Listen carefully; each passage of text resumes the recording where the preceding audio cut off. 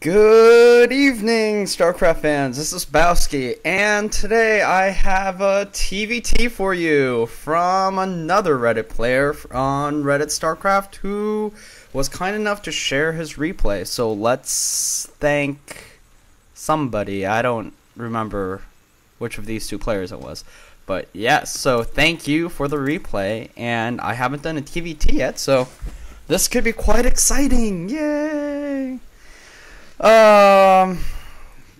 If you haven't watched my casting before, my name is Bauski, and if you have any comments, you can send a comment to my email at baku.kim@gmail.com, or if you're on Reddit, you can find me with my username Bauski. Please tell me if you have any audio problems, or if you like something, or if something is really bad and I need to improve on it.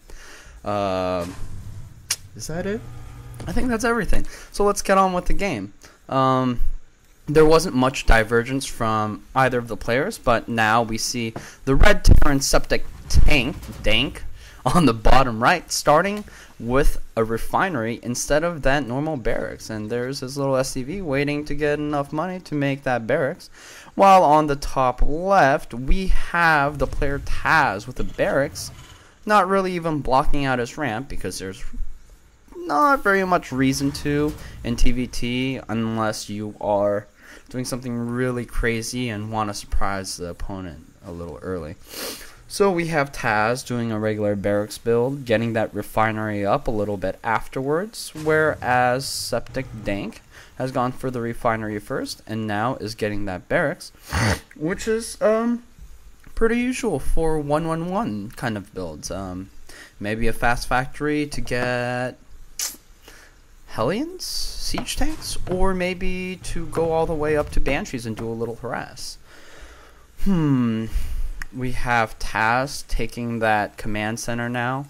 SepticDank not taking that orbital command just yet, just because you don't have enough money to do all the things you want and get the orbital command quite fast enough. Oh, we have Taz coming in here. He's going to see everything. But right now, this and this doesn't look that much different. Taz is putting down a factory of his own. And we see here that SepticDank now is putting down that factory. Nice little harass there from Taz. Sadly lost a worker. Didn't get that last SCV kill that he wanted. But so far, everything is pretty similar on all sides. We have SepticDank getting that reactor built on. Taz, just because he got that early barracks, he's able to take a little bit of map control. And, but SepticDank being smart, running his SCV away. But we have 3 Marines out on the field for Taz, just going around, checking things out. The SCV is going to come in from SepticDank to try and get a little more information.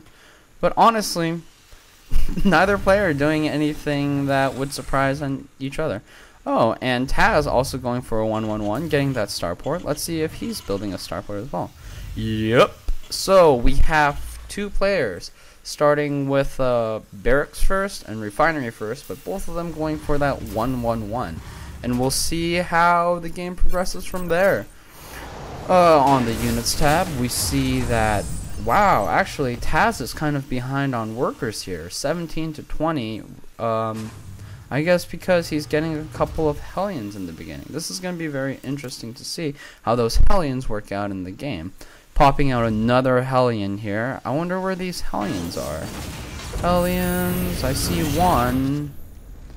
I see one. I don't see another. Oh, SepticDank has the hellions?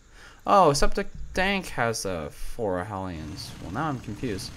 But, so, yeah, we have Taz kind of behind on the workers here.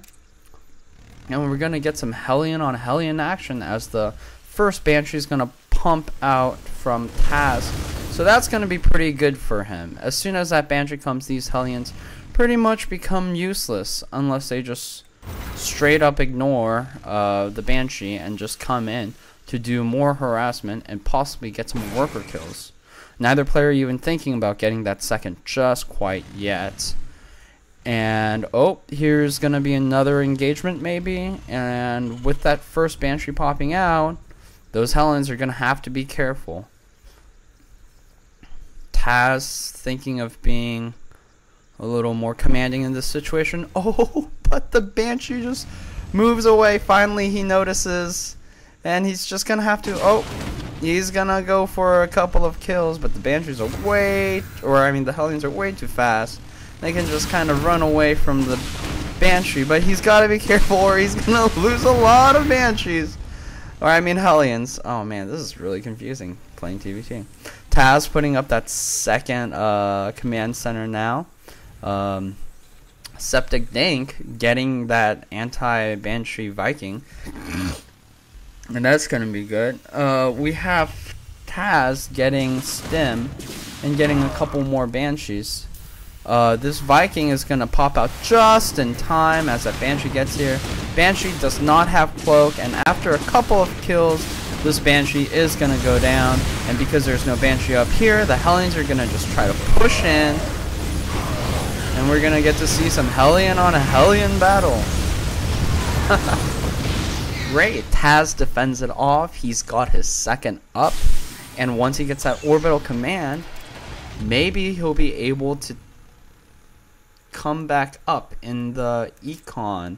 Oh, but because of the Banshee harass, he's had to stop mining completely, and this is going to be kind of a problem. He has only 4 Marines out here right now, not enough to really fight off that Banshee. I don't think SepticDank has cloaking either, so once this Viking comes out, he'll be able to get rid of this Banshee as well. Almost getting rid of the supply depot here, but Taz has plenty more supply depots than he actually needs, so that seems like a bit of a waste. Oh, these Hellions catching the other Hellions from the back. Which one has blue flame? Neither of them. I thought somebody got blue flame, which would have been awesome, but whatever. Taz with Stim Pack Marines almost coming out, but with 4 he's not going to be able to push out. More Hellions coming out from SepticDank, who has made his own command centers and moving it down. And with 3 Vikings, I would say he has pretty good air control now. And this is a very smart move, getting that Banshee out. And if Taz doesn't put down some turrets, that's going to be pretty bad news. Oh, but Taz being pushed from the front as well. And this is going to be a problem if he's lost all his Hellions.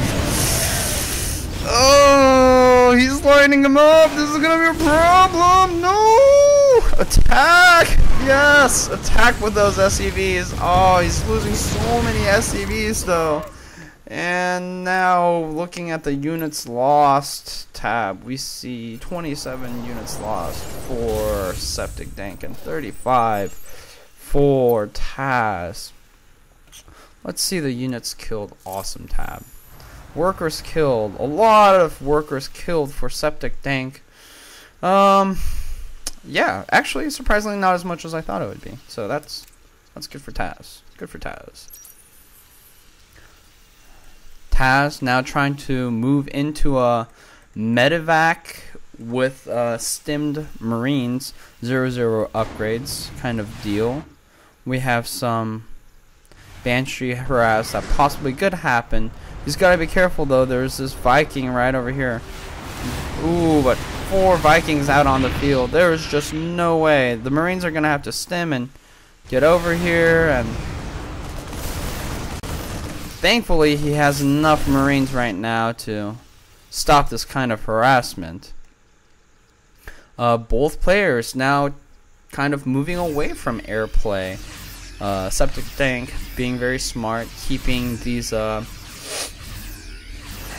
Vikings and Banshees over here. Oh, poor SCV, he just wanted to help out.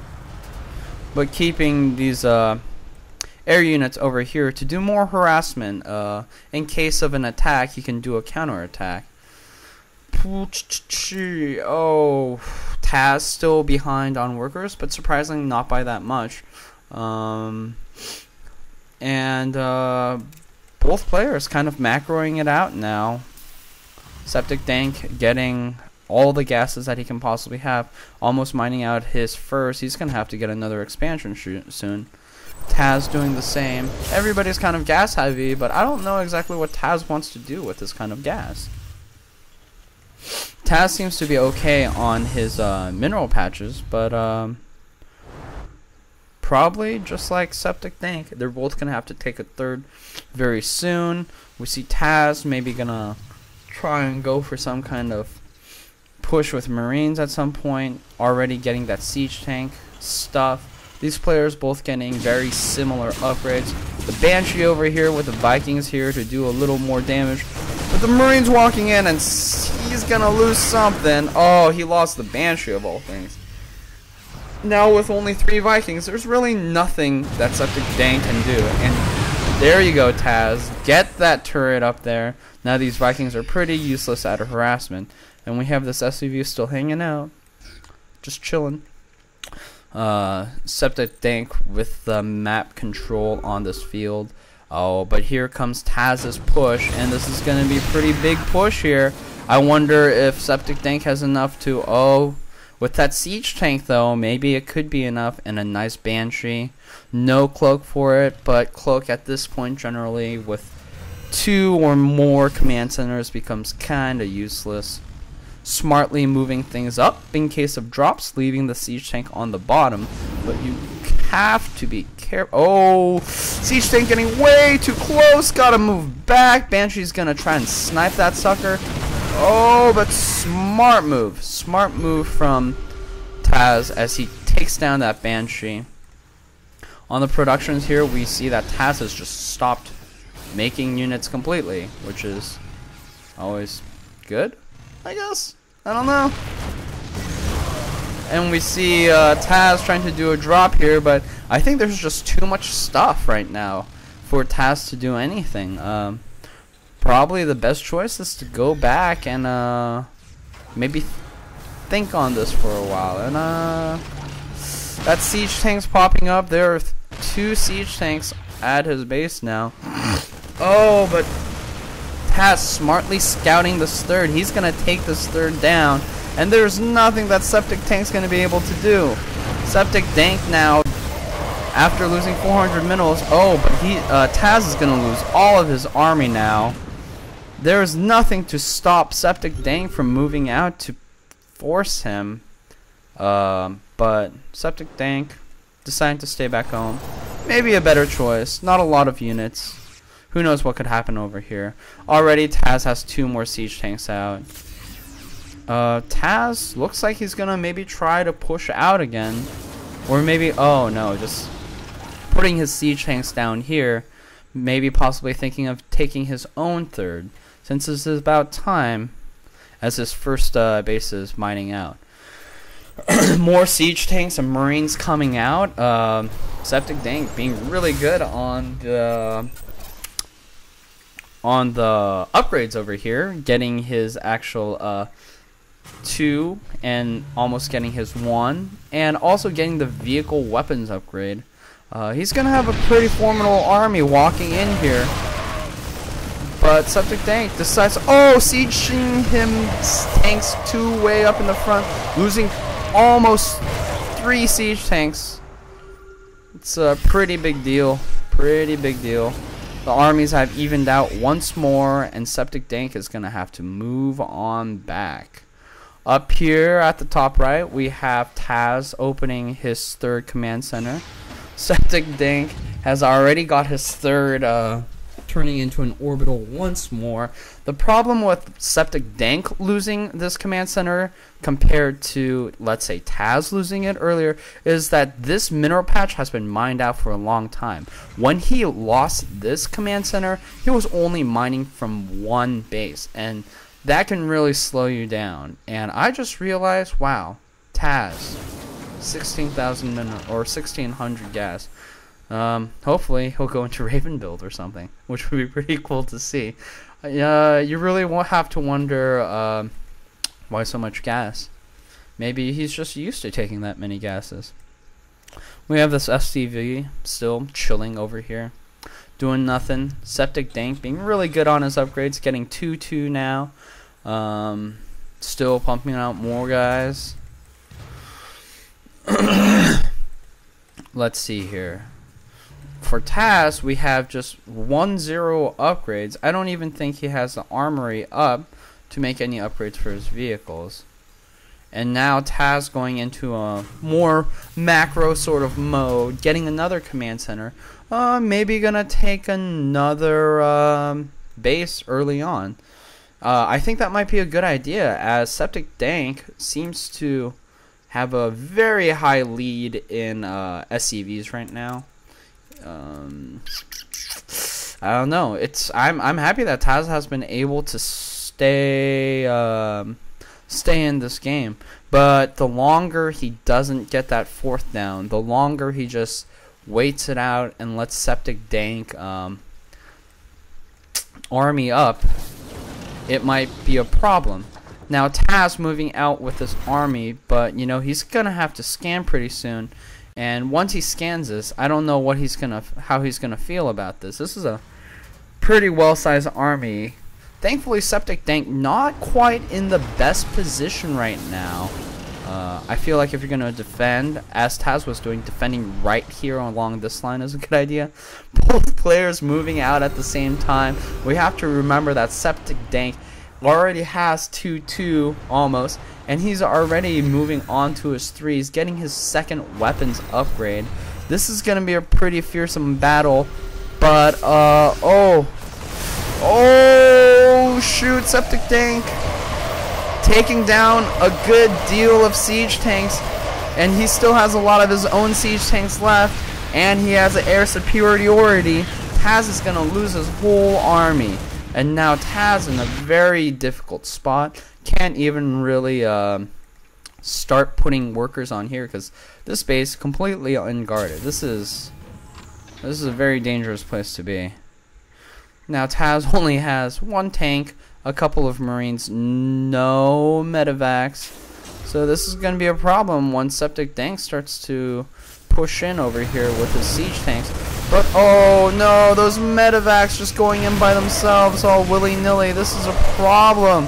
You got to be careful not to push in too fast. But thankfully, SepticDank has just too much stuff, and he's able to push in further. Has this macro going up a lot faster now. He's gonna have to siege those tanks up. SepticDank, does he know about this 4th? Oh, it's been turned into a planetary. Smart move there. Oh, SepticDank going for maybe going for a drop over here. I feel like that'd be a good idea, but Taz very smart about this, defending in all the right places. They're just gonna have to wait it out now. SepticDank has his own 4th going. Instead of a planetary, he has an orbital. Let's see, on the workers count, we have 75 workers on SepticDank's part to 53 on Taz's part. SepticDank has been leading on the econ board for the whole time, now getting his 3-3 upgrades. He's been very good about getting these upgrades. And with these siege tanks right here, it's really hard for Taz to go anywhere else. Thankfully, this planetary is a very good idea. It's not as if the Marines can come in and take this down. And the siege tanks are so busy blocking this part over here that that there's no actual way to take down this planetary just yet. And now both players kind of staying together, being careful not to get into each of their paths. They have to be very careful though right now. A couple of tanks or a couple of Marines coming in here trying to snipe this tank, but no go. And more tanks are coming out for Taz. These Marines are going to be in trouble once that siege tank pops down. You would think it would be. What is going on? I'm very confused. Oh, he can't see that far. Of course. Oh, but he sees now. Oh, but it's too late.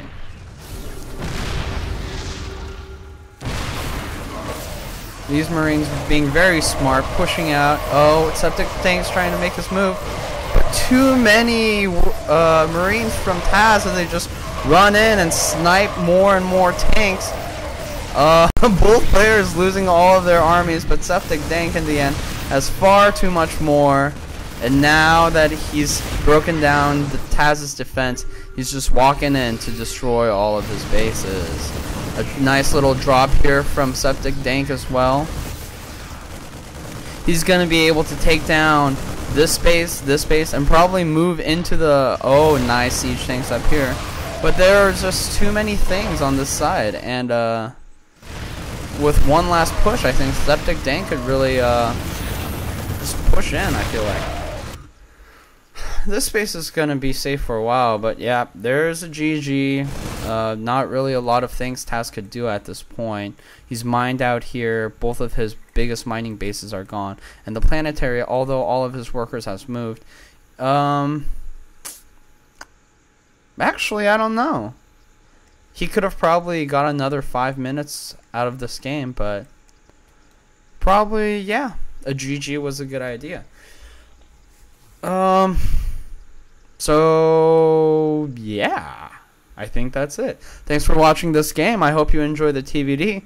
There are some good plays from both sides. I feel Taz may be kind of low on his econ a lot of the time and on his macro in general. I think those upgrades on SepticDank's part hurt him a lot. SepticDank, oddly enough, has a ton of defense over here. I don't really feel like he needed all of this defense back at home. But yeah, good job on SepticDank for his nice macro. And nice try on Taz, and a good idea on that forward planetary fortress, which actually kind of kept him in the game a little longer. If you have any comments or suggestions, or if you have any problems with this cast, send me an email at baku.kim@gmail.com, or find me on Reddit and just drop me a line. This is Bauski signing off, and hope you have another great day.